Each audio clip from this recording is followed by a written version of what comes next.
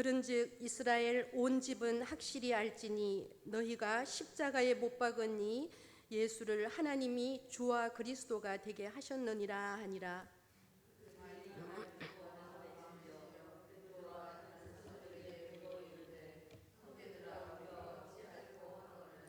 베드로가 이르되 너희가 회개하여 각각 예수 그리스도의 이름으로 세례를 받고 제 사함을 받으라. 그리하면 성령의 선물을 받으리니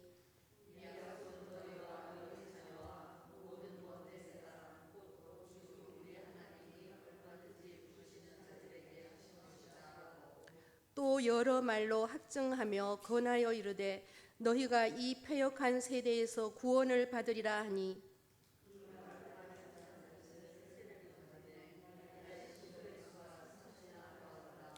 그들이 사도의 가르침을 받아 서로 교제하고 떡을 떼며 오로지 기도하기를 힘쓰니라. 아멘. 잠시 기도하고 시작하겠습니다. 은혜로우신 아버지 하나님, 참으로 감사합니다. 부족하고 연약한 저희들, 하나님의 은혜가 없이는 살 수 없는 저희들, 그리하여서 이 시간 또한 저희들을 불러주시고 하나님의 음성을 듣게 하시며 하나님을 찬양하게 하시니 감사합니다. 이 시간 오로지 성령님이 교통하는 시간이 되게 하여 주시옵소서. 예수님의 이름으로 기도드렸습니다. 아멘.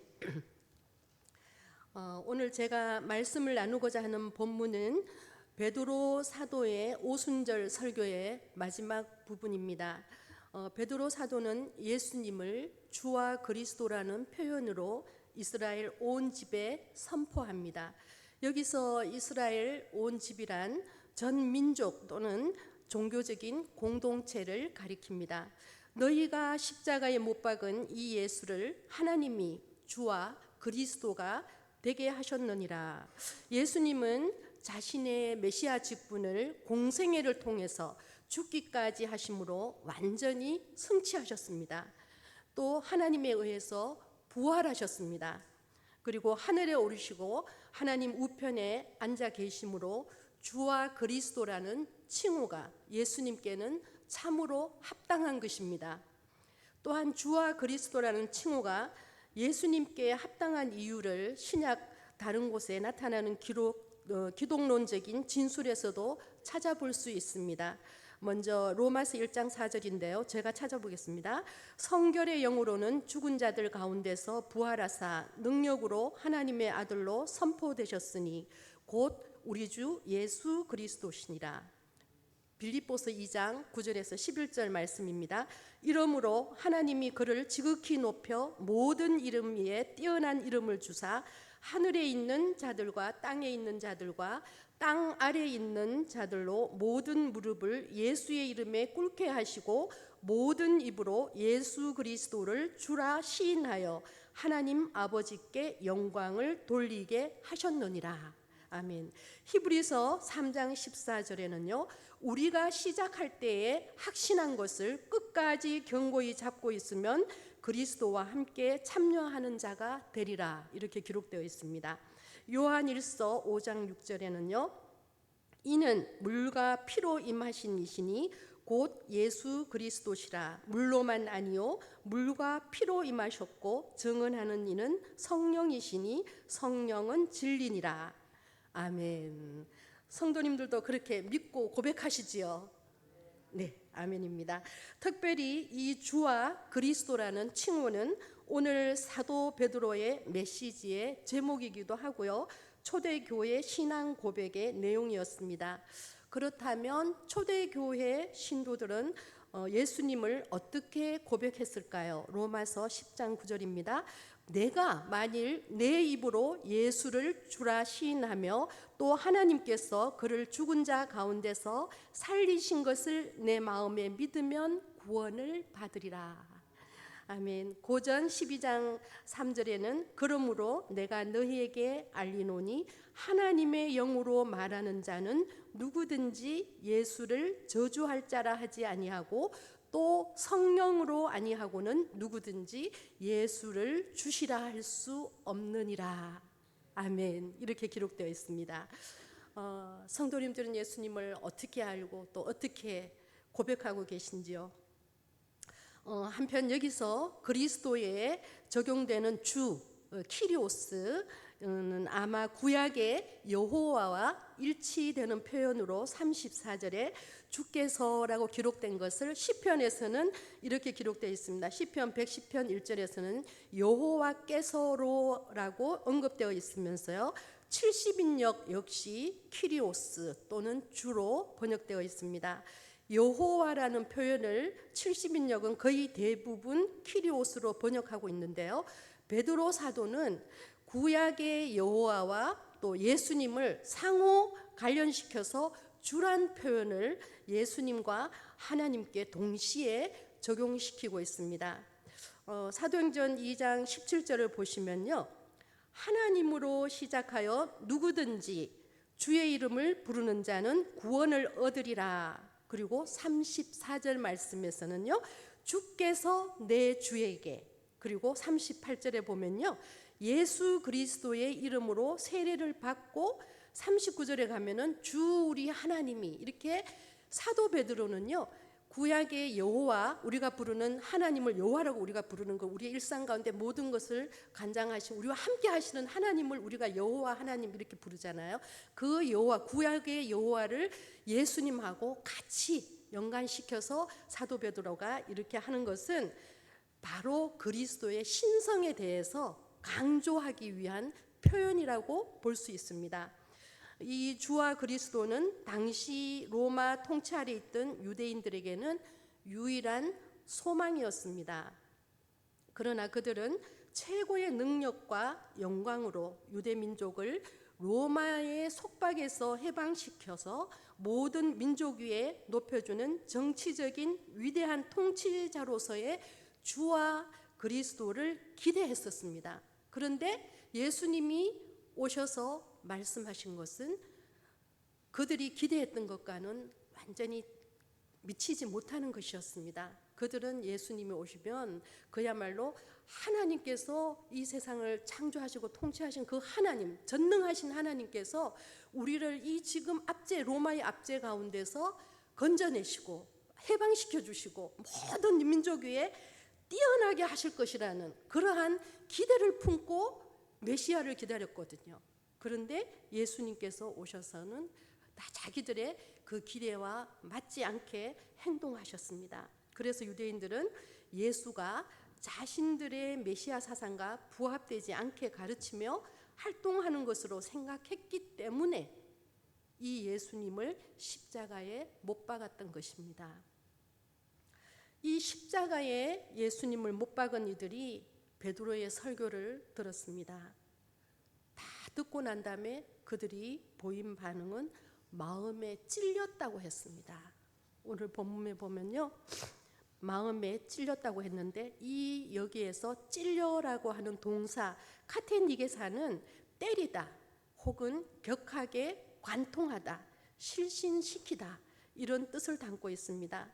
따라서 이 말은 격심한 마음의 염려와 또 양심의 가책이 엉켜진 매우 심각한 고통을 의미합니다. 이처럼 제자들 속에 역사하신 성령님은 예수님의 예언대로 그들의 죄를 책망하는 일을 행하신 것입니다. 요한복음 16장 8절에서 11절 말씀을 함께 찾아보겠습니다. 요한복음 16장입니다. 8절에서 11절 말씀, 예수님께서 성령님이 장차 오셔서 어떤 일을 행하실 것인지에 대해서 예언하신 말씀이 그대로 성취되는 것을 오늘 볼 수 있습니다. 함께 읽겠습니다. 그가 와서 죄에 대하여 의에 대하여 심판에 대하여 세상을 책망하시리라. 죄에 대하여라 함은 그들이 나를 믿지 아니하며 의에 대하여라 함은 내가 아버지께로 가니 너희가 다시 나를 보지 못하며 심판에 대하여라 함은 이 세상 임금이 심판을 받았음이라. 네, 이렇게 베드로의 설교를 듣고 많은 사람들이 양심의 가책 그리고 내가 그토록 고대했던, 우리가 그토록 고대했던 메시아를 내가 죽였구나. 그러한 양심의 가책이 그들의 마음에 찔렸던 것입니다. 무리들은 베드로의 이 설교를 경청하고 나서 정말 자기들이 유일한 희망으로 삼았던 이 로마 압제에서 우리를 구해줄 수 있는 그 하나님, 우리가 기다렸던 그 메시아가 사실 내가 그것을 제대로 알지 못해서 그 예수님이 나의 사상과 내 생각과 일치되지 않는다는 그 생각으로 예수님을 십자가에 못 박았다는 것을 깨닫게 됐던 것입니다. 그리고 몸서리치도록 놀랐고 그 마음에 찔림이 왔던 것입니다. 그런 그들이 사도 베드로에게 이렇게 질문합니다. 형제들아, 우리가 어찌할꼬? 우리가 어찌할꼬? 메시아가 우리 가운데 오셨는데 그 메시아를 우리가 십자가에 못 박혀 죽게 했는데 이제 그러면 우리에게 남은 희망이 무엇입니까? 내가 이제 우리가 어찌하면 좋겠습니까? 하고 질문을 하는 것입니다. 이 질문은 오늘도 우리에게 동일하게 적용되고 있습니다. 주님, 제가 어찌하면 좋을까요? 우리가 이렇게 주님께 여쭈어야 하지 않을까 싶습니다. 오늘 말씀의 38절부터 42절 말씀을 다시 한번 우리가 한 목소리로 다시 읽겠습니다. 베드로가 이르되 너희가 회개하여 각각 예수 그리스도의 이름으로 세례를 받고 죄 사함을 받으라. 그리하면 성령의 선물을 받으리니 이 약속은 너희와 너희 자녀와 모든 먼데 있는 사람 곧 주 우리 하나님이 얼마든지 부르시는 자들에게 하신 것이라 하고 또 여러 말로 확증하며 권하여 이르되 너희가 이 패역한 세대에서 구원을 받으라 하니 그 말을 받은 사람들은 세례를 받음에 이날에 신도의 수가 3,000이나 더하더라. 그들이 사도의 가르침을 받아 서로 교제하고 떡을 떼며 오로지 기도하기를 힘쓰니라. 아멘. 아멘입니다. 네, 성령을 받으면 변화가 일어납니다. 변화가 일어나야 성령을 받은 사람들이라고 할 수 있습니다. 예수님을 평생 믿어왔는데 혹시 마음에 평안을 빼앗길 때가 없습니까? 저는 그렇습니다. 제가 건강할 때는 몰랐습니다. 그런데 암에 걸리고 난 다음에 사소한 이 몸의 변화가 조금만 일어나도 혹시 전이 된 건 아닐까? 그러한 염려가요, 의도하지 않게 속에서 확 올라옵니다. 그러면은 감당하지 못할 정도로 막 불안해지고 염려가 되고 그런 것이 어쩔 수 없이 일어나더라고요. 건강할 때는 몰라요. 제가 연약함을 깨닫게 되고 내가 육신의 피곤함을 이제 서서히 깨닫게 되면 조금만 피곤해도 아이고 이제 우리 어르신들은 그런 생각하시지 않을까 모르겠습니다. 저희 친정어머니는 그러셨거든요. 좀 이렇게 연세가 드셔가지고 조금 몸이 좀 불편하고 되면 이제 내가 갈 때가 됐나 보다. 이렇게 하다가 이제 내가 죽나 보다. 네, 이렇게 하다가 이제 하나님 나라에 가나 보다. 이런 말씀을 수시로 하셨던 것 같아요. 그런 것을 이제 기억할 때 우리가 세상을 살면서 정말 이게 우리에게 닥쳐오는 그 문제들이 쓰나미처럼 몰려온다는 말이 맞는 것 같아요. 한 가지 근심이 몰려와서 그 근심의 문제가 막 아둥바둥하면서 그 부분에 의해서 어느 정도 해결이 되면 또 이쪽에서 툭 튀어나오고 또 이쪽에서 툭 튀어나오고 부부관계에 문제가 있으면 그 문제를 어느 정도 해결하고 나면 또 자녀들이 자라면서 이런 사고 저런 사고 치면서 또 하고 하여튼 우리 인생 가운데 이 땅에 살아가는 날 동안에는 정말 쓰나미처럼 밀려오는 것이 세상에 살아가는 것 같아요. 그것이 사람 사는 이치인 것 같기도 하고요. 그래서 하나님께서 이 땅에 우리를 위해서 오신 것입니다. 내가 알고 있다. 하나님 주님께서 우리의 모든 인생의 그 고난, 그러한 것들을 체휼하셨기 때문에 예수님은 우리에게 또 말씀하실 수 있는 것입니다. 만약에 독생자 예수 그리스도께서 이 땅에 오시지 아니하시고 우리의 눈에 보이지 않는 저 하나님 나라에서 말씀하신다고 생각해 보세요. 눈에 보이지 않는 하나님. 그러면 우리가 그 하나님이 나를 알고 계실 거야, 그렇게 확신할 수 있을까요?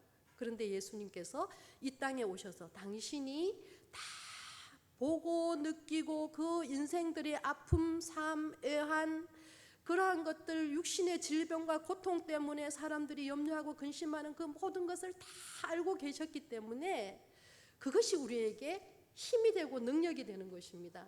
예수님이 알고 계신다는 것이 더 가깝게 다가오는 것이죠. 그런데도 우리는 여전히 연약합니다. 그것을 우리는 고백해야지만 우리가 한 걸음 더 믿음의 단계가 올라갈 수 있는 것입니다. 나는 아니야. 다른 사람은 어째죠? 나는 믿음에 있어서 흔들리지 않아. 나는 괜찮아. 만약에 스스로 자신에게 방어벽을 치고 그렇게 살아간다면 우리의 믿음은 스스로를 우리가 담장에 가두는 것입니다. 내가 약한, 나는 누구의 도움이 없이는 살아갈 수 없는 존재라는 것을 하나님 앞에 철저하게 깨닫고 엎드릴 때야만 그제야 길이 보이는 것입니다. 내가 철통같이 쳐놓은 그 방어벽 안에서는 나의 문제가 더 커 보이고요, 그 문제를 내가 해결할 수 있는 길이 없습니다. 그러나 그 철통 같은 방어벽이 내가 엎드림으로 말미암아 하나님 앞에 나는 죄인입니다. 나는 하나님의 은혜가 없이는 살 수 없는 존재입니다. 나의 이 큰 문제 앞에서 하나님께서 함께 하시지 아니하면 나는 이 길을 결코 간통해 갈 수 없습니다. 그럴 때에야 그 길이 열리게 되는 것입니다. 하나님께서는 그때까지 기다리고 계십니다.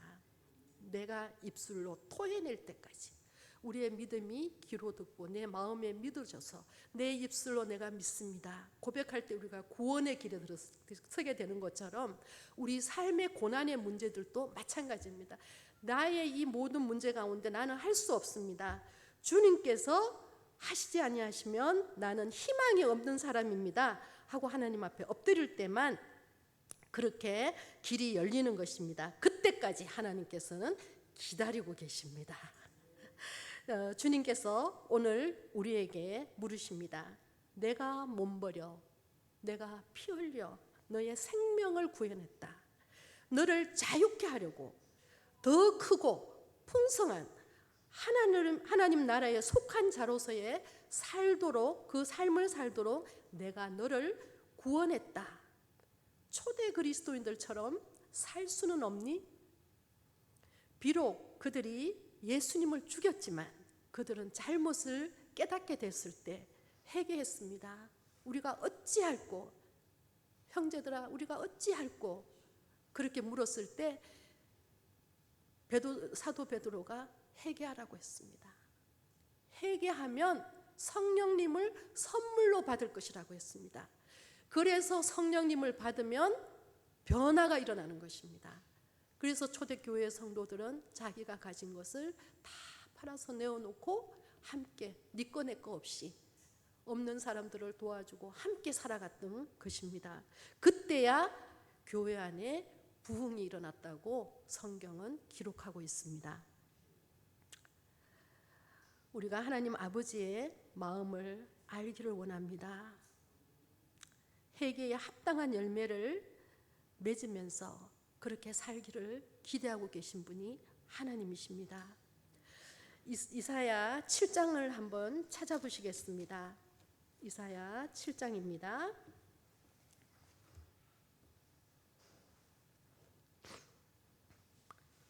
이사야 7장입니다. 이사야 7장에는 이 기록이 남유다 아하스 왕 시대의 이야기입니다.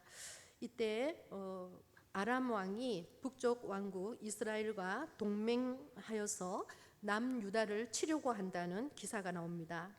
그런데 그 소식을 들은 남유다 아하스 왕이 또 그의 마음이 아하스 왕의 마음과 또 백성의 마음이 어떠했다고 되어 있습니까? 왕의 마음과 백성의 마음이 어떻다고 기록되어 있습니까? 숲이 바람에 흔들림 같이 흔들렸다고 기록되어 있습니다. 이것이 오늘 우리 현실의 문제입니다. 우리가 현실로 맞닥뜨리는 모든 문제들 앞에 우리가 정말 숲이 바람에 흔들리는 것처럼 이쪽 저쪽으로 흔들리면서 갈피를 못 잡는 것이 우리 인생들이라고 이렇게 보는 것입니다. 그때 왕의 마음과 그의 백성의 마음이 숲이 바람에 흔들림같이 흔들렸을 그때 여호와께서 이사야 선지자를 아하스 왕에게 보냅니다.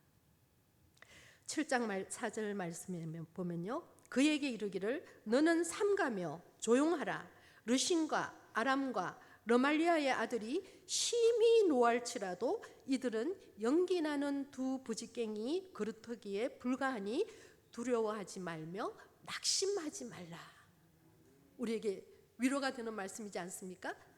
우리에게 어떤 현실적인 어려움과 난공불락의 문제들이 있을지라도 그것은 두 부지깽이 겉터기와 같습니다. 그런데 그것을 우리가 그 이면에 계신 모든 이 상황 가운데 보고 계시는 하나님을 우리가 바르게 알지 못하기 때문에 두려워하고 염려하고 근심하고 그게 휩싸이는 것입니다.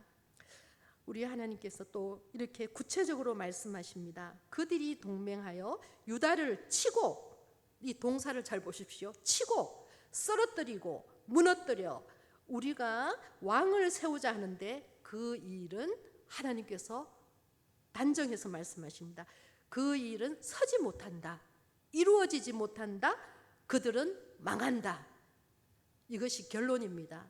아무리 우리 인생 가운데 어떤 일이 있을지라도 우리가 하나님께 대한 믿음과 신념을 잊지 않고 정말 기다리고 또 기다리면 우리 눈 앞에서 모든 것이 무너지고 쓰러지고 망하는 것을, 그래서 우리를 다시금 하나님의 거룩한 백성으로 세워가시고 우리를 단련시켜서 우리를 세워가시는 하나님의 그 은혜를 우리가 입게 될 것이라는 것을 말씀하고 있습니다. 오늘 9절 말씀에 그런데 하나님께서 이렇게 말씀하십니다. 만일 너희가 굳게 믿지 아니하면 너희는 굳게 서지 못하리라 하시며 이 일이 이루어질 것에 대한 확실한 징조를 아하스에게 구하라고 하십니다. 7장 10절에서 13절까지의 말씀을 한 목소리로 읽어보겠습니다. 시작. 여호와께서 또 아하스에게 말씀하여 이르시되 너는 내 하나님 여호와께 한 징조를 구하되 깊은 데서든지 높은 데에서든지 구하라 하시니 아하스가 이르되 나는 구하지 아니하겠나이다. 나는 여호와를 시험하지 아니하겠나이다 한지라. 이사야가 이르되 다윗의 집이여 원하건대 들을지어다. 너희가 사람을 괴롭히고서 그것을 작은 일로 여겨 또 나의 하나님을 괴롭히려 하느냐. 이 말씀을 읽으면서 여러분들은 어떤 생각이 드셨어요? 아하스가 이렇게 얘기합니다.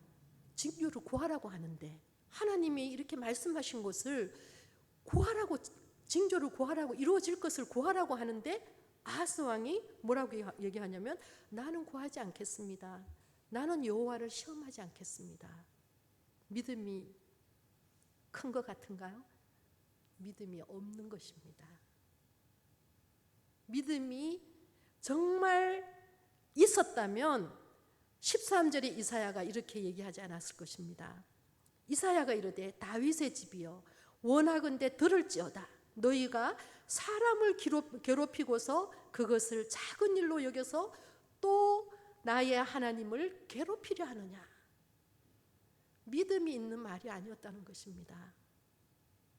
믿음이 있는 것 같은데 그 내면에는 아니 저 아람 왕과 저 북이스라엘의 저 군사 대군들이 몰려오는데 하나님인들 어떻게 할 수 있으랴.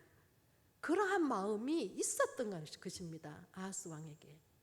그랬기 때문에 하나님께서 징조를 구하라고 함에도 불구하고 그 징조를 구하지 않겠다고 고집부리는 아하스 왕에게, 그 고집부리는 그 믿음 없는 그 상태를 하나님을 괴롭히는 것이라고 합니다. 하나님 우리에게 지금 동일한 마음으로 우리에게 말씀하십니다. 내가 너희들의 모든 상황 가운데 다 알고 있고, 그러나 세상을 살아가면서 그 일들은 피할 수 없는 일인데, 사람이 병들고 사람이 죽고 사람이 다치고 사람이 사람의 말로 마음에 상처를 입고, 그리고 살아가면서 세상에서 그것은 우리가 피할 수 없는 일인데, 그런데도 불구하고 내가 너희들을 이 세상 가운데 둔 것은 너희들이 거기에서 그냥 죽으라고 둔 것이 아니라 그 가운데 유일한 우리의 소망이시고 힘이신 예수 그리스도를 주와 그리스도로 너희에게 보내주지 않았느냐. 주와 그리스도가, 그 주와 그리스도로 믿고 고백하는 너희들이 삶 가운데 질식해서 죽겠느냐. 그렇게 내버려 두는 것이 내 마음이겠느냐. 하나님께서 너희들이 근심하고 고민하고 거기에 짓눌려 있는 것을, 그 상황을 하나님께서는 나를 괴롭힌다고 말씀하시는 것입니다. 믿음이 없다고 말씀하시는 것입니다. 너희들이 믿음이 있다고 생각하는데 그것은 그 믿음이 아니라는 것입니다. 염려하고 근심하고, 이것은 우리가 피할 수 없는 현실의 문제입니다. 삶의 문제입니다. 우리는 그것을 인정해야 됩니다. 우리가 나이 들어가면 병이 이곳저곳에서 오고 몸도 여기저기 쑤시고 아프고요. 저 같은 경우에는 오늘 아침에 앉아서 이 말씀을 묵상하고 이러고 하고 앉았다 일어나는데 다리가 아프더라고요. 다리가 아파서 걷는데 한참을 주무르고 일어나면서 아이고, 이렇게 연약한 것을 이것이 우리의 육신의 문제고요, 우리의 마음의 문제입니다. 그런데 그것을 다 알고 계십니다. 근데 이 과정을 우리가 거치지 아니하고 우리가 하나님 나라에 갈 수 있는 사람은 아무도 없습니다. 우리가 이 모든 상황 가운데서 인정하고 우리는 이렇게 연약합니다. 우리는 이렇게 나약합니다. 하나님 우리를 도와주세요. 이렇게 하지 않는다면 우리가 하나님을 염려시키고 하나님의 마음을 괴롭히는 하나님에 대한 불신앙이라고 밖에는 보여지지 않습니다. 오늘 있다가 없어지는 들꽃 같은 인생을 우리가 살고 있습니다. 인생이 이제는 뭐 100세 시대라고 하지만 아프면서 100세 산다면 무슨 소용이 있겠습니까? 우리가 더 무엇을 구할 수 있겠습니까? 오직 나를 영원한 형벌에서 구원해 주신 하나님의 은혜에 감사하고 또 구원의 찬양을 올려드림으로 또 하나님께 영광 올려드리는 자의 삶을 또 저와 여러분이 함께 살 수 있게 되시기를 원합니다. 아멘. 기도하시겠습니다. 주와 그리스도가 되시어 우리의 영원한 소망이 되어주시는 하나님 아버지를 찬양합니다. 살아가는 날 동안 눈동자와 같이 지켜주시겠다고 약속하신 그 말씀을 믿습니다. 우리가 쓰나미처럼 몰려오는 세상에 대한 염려와 근심 모두 내려놓기를 원하지만 하나님, 우리는 연약해서 기도하고 일어서면서 또 다른 염려와 근심을 다시 우리 속에 품는 참으로 어리석고 연약한 자들입니다. 하나님, 우리의 믿음 없음을 용서하여 주시옵소서. 평생을 살아오면서 나는 믿음이 있다고 생각했는데 하나님의 말씀을 접할 때마다 나는 믿음이 없다는 것을 고백할 수밖에 없습니다. 하나님, 우리가 정직하게 하여 주시옵소서. 불꽃 같은 눈으로 우리를 감찰하시는 여호와 아버지 하나님 앞에서 우리가 참으로 주님 정직하게 하여 주시옵소서. 오직 남아있는 시간 동안 주님만을 찬양하게 하시고 구원받은 자로서의 합당한 삶을 살며 하나님 나라에 갈 때까지 하나님 저희들을 인도하여 주시옵소서. 우리의 찬양을 받으시기에 합당하신 우리 주 예수 그리스도의 이름으로 기도드렸습니다. 아멘. 하늘에 계신 우리 아버지의 이름을 거룩하게 하시며 아버지의 나라가 오게 하시며 아버지의 뜻이 하늘에서와 같이 땅에서도 이루어지게 하소서. 오늘 우리에게 일용할 양식을 주시고 우리가 우리에게 잘못한 사람을 용서하여 준 것 같이 우리 죄를 용서하여 주시고 우리를 시험에 빠지지 않게 하시고 악에서 구하소서. 나라와 권능과 영광이 영원히 아버지의 것입니다. 아멘.